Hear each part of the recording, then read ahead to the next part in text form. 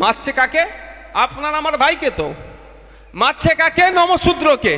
মারছে কাকে? দলিতকে। মারছে কাকে? মুসলমানকে। ওই জন্য এদের মুখে কথা নাই। আর ভোটের দিনে দেখবেন লাইনে এরা আগে যায়।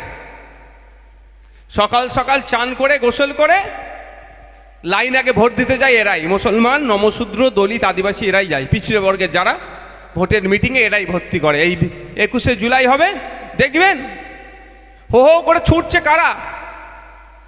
এই সমাজের মানুষজন। কবে জ্ঞান ফিরবে? এই যে ভিন্ন রাজ্যে অত্যাচার হচ্ছে, অত্যাচার বন্ধ নওশাদ সিদ্দিকী করতে পারবে না। কিন্তু নওশাদ সিদ্দিকীর দেখানো পথে যদি রাজ্য সরকার চলে, ওভারনাইট এই অত্যাচার বন্ধ হয়ে যাবে। এটা আমি দায়িত্ব নিয়ে বলতে পারি।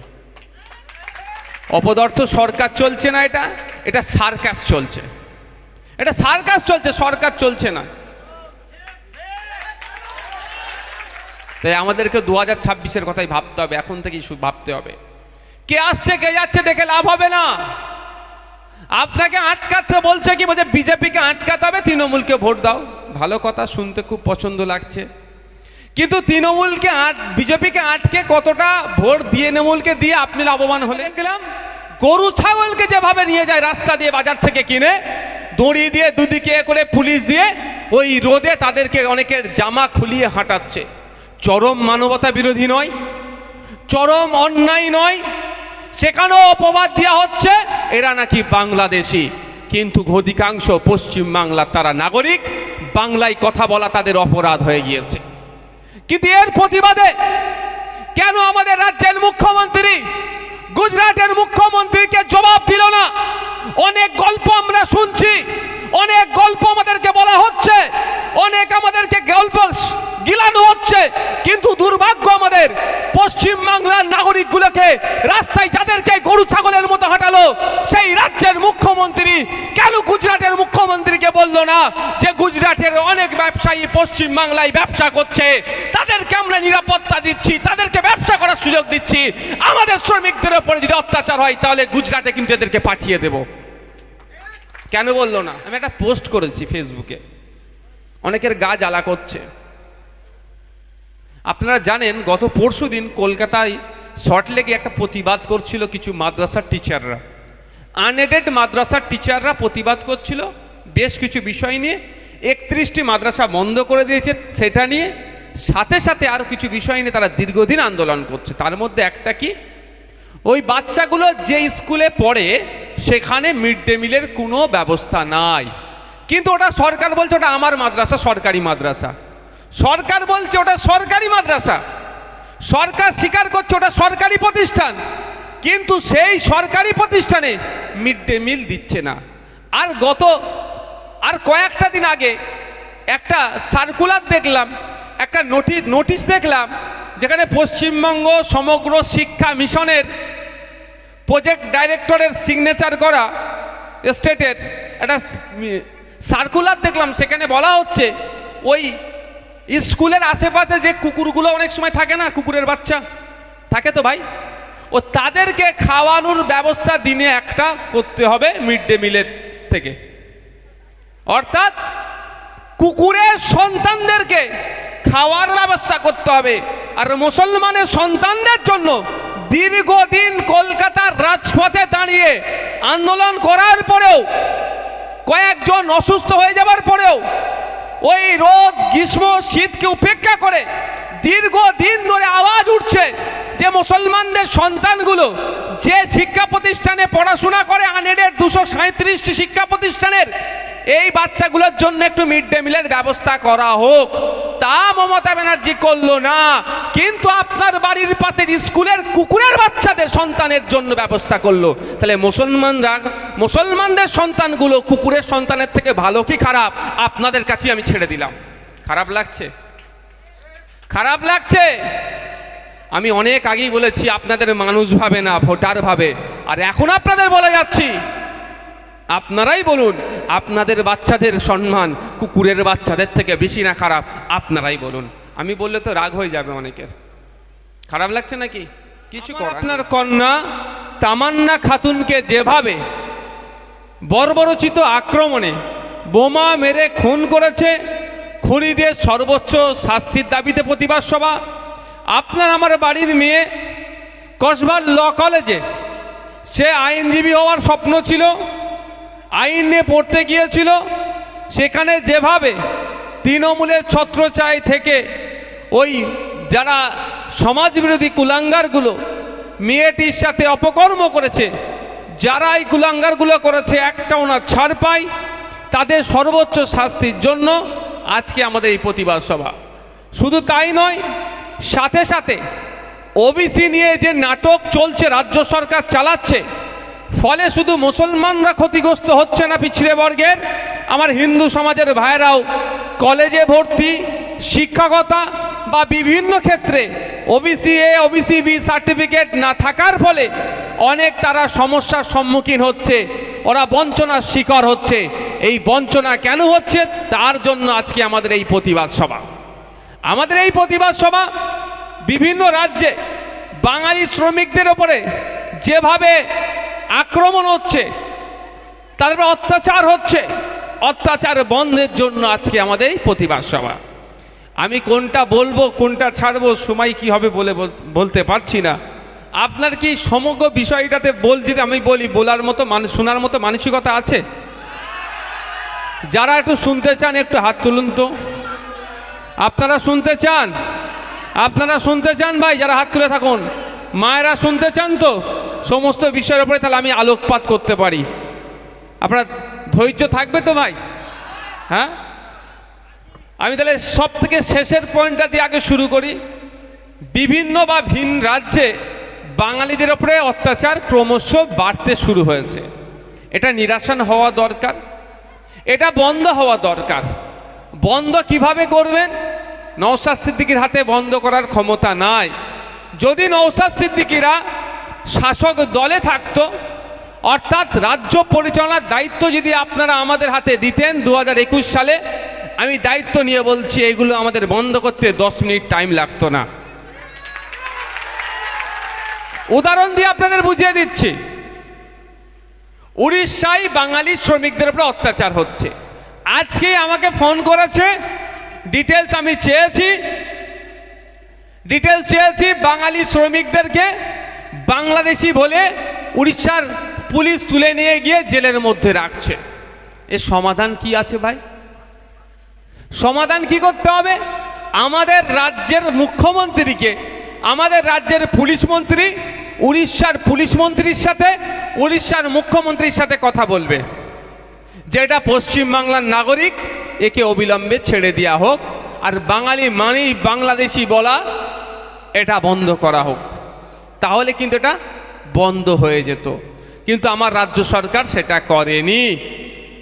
যদি না বন্ধ করে, তারপরেও বাংলাদেশি বলে যদি ডিস্টার্ব করে, এতদিন গুন্ডা মস্তান সমাজ বিরোধীরা বাঙালি শ্রমিকদের উপরে ভিন্ন রাজ্যে অত্যাচার করত, এখন সেই রাজ্য সরকার অত্যাচার করতে লেগে গিয়েছে।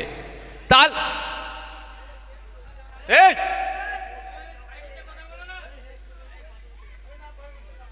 থাক থাক ভাই, কথা বলে মাইন্ড ওদিকে চলে যাবে, আর আমার এমনি মাইন্ড শুধু হয়, কনসেন্ট্রেট ঠিকঠাক থাকে না আমার। রাগ করলাম, কিছু মনে করুনি যেন ভাই। তো আমাদের রাজ্যের সরকার যদি উড়িষ্যা সরকারকে এটা বলে যে উড়িষ্যা থেকে কম করে 3 লক্ষ উড়িষ্যার উড়িয়া বলা হয়, তাদেরকে বাংলার মানুষকে বাঙালি বলা হয়, বিহারের মানুষকে বিহারি বলা হয়, মহারাষ্ট্রে যারা মারাঠি, এইভাবে বিভিন্ন রাজ্যের মানুষকে বিভিন্ন নামে ডাকা হয়। তো উড়িয়ার যে 3 লক্ষ উড়িয়ার মানুষ, উড়িষ্যার মানুষ আমাদের কলকাতায় পশ্চিমবাংলায় থেকে রুজি রুটির হচ্ছে, তারা এখানে থাকছে, ইনকাম করছে, টাকাটা উড়িষ্যায় পাঠাচ্ছে, তাদের পরিবার ছেলে মেয়ে খাচ্ছে দাচ্ছে, পড়াশোনা করছে, বড় হচ্ছে। কোনো ডিস্টার্ব করছে আমাদের রাজ্যের কেউ? আমাদের পুলিশ তাদেরকে প্রোটেকশন দিচ্ছে, প্রোটেক্ট করছে, আমরা তাদেরকে আমাদের বুকে আগলে রেখেছি। আর এত জ্বালা কিসের উড়িষ্যার মানুষের, যেখানে পশ্চিমবাংলা থেকে মাত্র 30,000 মানুষ উড়িষ্যা এই কাজ করে। যদি আমাদের 30,000 মানুষকে উড়িষ্যায় কাজ করতে গেলে উড়িষ্যার মানুষের সহ্য না হয়, আমাদের পশ্চিমবাংলার মুখ্যমন্ত্রী যদি একবার বলে ঠিক আছে আমি 30,000 ফেরত দিয়ে আসছি, 3 লাখকে ফেরত পাঠিয়ে দেবো, কি হবে তখন? অত্যাচার বন্ধ হবে কি হবে না? কিন্তু আমার মুখ্যমন্ত্রী এটা একবারও বলছে? কেন বলেনি? ওই 30,000 কারা? ওই 30,000-এ দেখুন মুসলমান, ওই 30,000-এ আদিবাসী, ওই 30,000-এ নমশূদ্র, ওই 30,000-এ মতুয়া সব ভক্তের মানুষ, ধর্মের মানে মতুয়া মতবাদের মান্যওয়ালা মানুষ, ওই 30,000-এ আদিবাসীর মধ্যে পড়ছে। অর্থাৎ এরা পিছড়ে বর্গের, এরা মার খাবে, যা খাবে, হ্যান খাবে, ত্যান খাবে, এদের নিয়ে কথা বলা যাবে না। তাহলে একদিনই অত্যাচার বন্ধ হয়ে যেত না? যে আমাদের মুখ্যমন্ত্রী যদি বলে উড়িষ্যা সরকারকে, ঠিক আছে আপনি আমার মানুষকে মারছেন তো, এই আর প্রোটেকশন দিতে পারছেন না। আমি বলছি না উড়িষ্যা সরকার নিজে মারছে, কিন্তু তুলে নিয়ে গিয়ে বাংলাদেশি বলছে। তারপরেও বলছি আপনি আমাদের নাগরিককে প্রোটেকশন দিতে পারছেন না, আপনার 3 লাখ নাগরিককে আমি প্রোটেকশন দিচ্ছি, চলুন ফেরত নিয়ে চলে যান। আমি বাসে তুলে দিচ্ছি বা ট্রেনে হাওড়া থেকে বা সাঁতরাগাছি থেকে ট্রেনে তুলে দিচ্ছি, যাক উড়িষ্যায় চলে যাক, আর আমার 30,000-কে আমি ফেরত নিয়ে চলে আসছি। তাহলে 3 লাখ মানুষ যে কি করবে? উড়িষ্যা সরকারের বাসভবনের সামনে বসে থাকবে না গিয়ে? শুধু 3 লাখ তো নয়, এক একজনের সাথে 3 জন করে যদি ধরি, 9 লক্ষ পরিবার মিলিয়ে 9 থেকে 10 লক্ষ মানুষ কি করবে? উড়িষ্যা সরকারের বাসভবন ঘেরাও করে বসে থাকবে। কেন? যে তোমরা বাঙালি শ্রমিকদেরকে নিরাপত্তা দিতে পারোনি বলে আজকে আমাদেরকে বাংলা থেকে ছেড়ে চলে আসতে হয়েছে, আমাদের এই 10 লাখ মানুষের খাবো কি করে, তুমি ব্যবস্থা করো। তাই তো নাকি ভাই? কিন্তু এটা আমার রাজ্য সরকার করছে না কেন? তাই আমি আপনাদের বলি, আমি আর একটা সমাধানের জন্য বলেছিলাম পশ্চিমবাংলা সরকারকে। সমাধানটা কি? প্রতিটা রাজ্যে একটা করে অফিসার রাখা হোক পশ্চিমবাংলা সরকারের পক্ষ থেকে। এই উড়িষ্যাতে বাংলাদেশি বলে ধরেছে, ফোন ঘুরতে ঘুরতে আমার কাছে আসছে, আমি যোগাযোগ করছি, অন্যজনের কাছে আসছে, তারা ছাড়ানোর চেষ্টা করছে। কিন্তু প্রতিটা রাজ্যে যদি একটা করে পশ্চিমবাংলার অফিসার থাকতো, যখন এই গুজরাটে হোক, তামিলনাড়ুতে হোক, কর্ণাটকাতে হোক, মহারাষ্ট্রে হোক, হরিয়ানাতে হোক, যে কোনো আমাদের শ্রমিকদের উপর অত্যাচার হলে সঙ্গে সঙ্গে ওই রাজ্যে আমাদের যে অফিসার থাকবে তাকে তো কল করতো। তার কাজ কি হতো? লোকাল থানায় যোগাযোগ করে এটা সমাধান করা। আপনি বলুন, এখানে যারা কেরলের আছে, কেরলে কাজে যাই আমরা অনেক, কর্ণাটকাতে কাজে যাই, মহারাষ্ট্রে কাজে যাই, আপনার তামিলনাড়ুতে কাজে যাচ্ছে তো আমাদের লোকজন। তামিলনাড়ুতে কোনো একটা সমস্যা হয়েছে, পুলিশ তুলে নিয়ে গেছে, ধরো থানায় নিয়ে গিয়ে ও দুটো ভাষায় খুব বেশি হলে কথা বলে, ওরা হিন্দি বলতে চায় না। কি বলে? হয় তাদের লোকাল ল্যাঙ্গুয়েজ আর না হলে ইংলিশে। আমরা যারা শ্রমিক যাচ্ছি আমরা কি ইংলিশ বলতে পারবো তো সেই রকমভাবে? বাংলা ছাড়া আর হিন্দি ওরা শুনতে চায় না। তাহলে সমাধান কিভাবে হবে? আমাকে অমুক লোকে মেরেছে, আমি কিভাবে বলবো? মার তো আমি খেলাম, আবার পুলিশ আমাকে তুলে নিয়ে এসছে, তামিলনাড়ুর পুলিশ। তাহলে যদি আমাকে তুলে নিয়ে আসার সাথে সাথে আমি তো একা যাইনি, আরও তো কাজের লোক আছে আমার সাথে, তারা যদি অফিসারকে ফোন করে, নোডাল অফিসার হিসাবে নিয়োগের কথা বলেছিলাম, কি যে আমাদের অমুক লোককে তুলে নিয়ে গেছে, সেই অফিসারটা তো ইংলিশে কথা বলবে, থানার সাথে কথা বলবে, বা তাদের লোকাল ল্যাঙ্গুয়েজ যদি পারে, রপ্ত করতে পারে। এই ধরনের প্রভিশন আছে ভাই। ইন্ডিয়ান ফরেন সার্ভিস IFS, শুধু IS IPS নয়, IFSও আছে। পশ্চিমবাংলার মানুষ সৌদিতে গিয়ে চাকরি করছে, আরবিতে তাদের সাথে কথা বলছে। পশ্চিমবাংলা ভারতবর্ষের মানুষ জাপানে গিয়ে আমাদের অ্যাম্বাসিতে চাকরি করছে, জাপানিজ ল্যাঙ্গুয়েজ ব্যাপকভাবে বলছে, কি ট্রেনিং নিয়ে পাস করার পরে সরকার টাকা দেয় তাকে ওই ল্যাঙ্গুয়েজ শেখার জন্য। বুঝতে পেরেছেন? তাহলে পশ্চিমবাংলার মানুষ তামিলনাড়ুতে চাকরি সেই পাবে, মোটা মাইনে তাকেই দেওয়া হবে যে তামিলনাড়ুর লোকাল ল্যাঙ্গুয়েজ কথা বলতে শিখবে। পশ্চিমবাংলার নাগরিক তাকে মহারাষ্ট্রের চাকরিতে এমনি নিয়োগ করবো না তো, যে মারাঠি ভাষা ভালো করে বলতে পারবে। তাহলে বলুন, তামিলনাড়ুতে তুলে নিয়ে গেছে, ওই অফিসারটাকে ফোন করলে সেই অফিসার থানার সাথে কথা বলে তৎক্ষণিক সেটাকে রিলিফ পাবেন কি পাবেন না ভাই? পাওয়া যাবে তো। কিন্তু রাজ্য সরকার সেটা করছে না। আমরা বারবার এটা নিয়ে বলছি, আগামীকাল আমরা আমাদের রাজ্যের পক্ষ থেকে, আমাদের কমিটির পক্ষ থেকে শ্রম দপ্তরে আমরা ডেপুটেশন দিতে যাচ্ছি। আমরা শ্রম দপ্তরকে জানাচ্ছি যে এইগুলো আবার ওদের কানে একবার ঢুকানোর চেষ্টা করছি। এটা না হলে যদি শ্রম দপ্তর ব্যবস্থা না গ্রহণ করে, যেই সমস্ত শ্রমিকরা বাইরের রাজ্যে গিয়ে অত্যাচারের শিকার হয়ে বাংলায় ফিরে আসছে তাদের পরিবারকে নিয়ে গিয়ে শ্রম দপ্তরের সামনে অনির্দিষ্টকালের জন্য আমরা ধর্নায় বসবো। কালকে একটা জানিয়ে আসবো, যদি সুরাহা না হয়, যারা ফিরে আসছে হয় এদের কাজের ব্যবস্থা করো, নাহলে এদেরকে ভাতা দাও মাসে 10,000 টাকা করে পরিবার পিছু, আর নাহলে সমাধান যতদিন না হচ্ছে এখানে বসে থাকবো। আরও কিছু প্রস্তাব রাখবো আমরা। তাই বন্ধুগণ,